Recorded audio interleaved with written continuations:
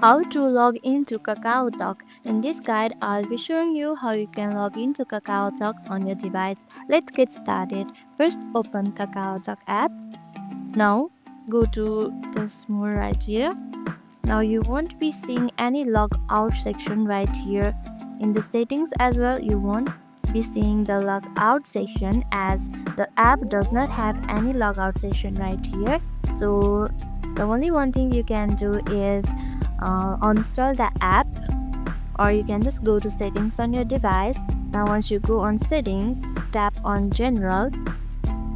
Now here scroll down and tap on iPhone storage. Here scroll down and search for KakaoTalk. Tap to open it. Now here you can see delete app. Tap on delete app and again tap on delete app. Once you tap on delete app, your KakaoTalk will be deleted. Now go ahead to App Store and install it again on your device. Once you install it, you will be on your login page.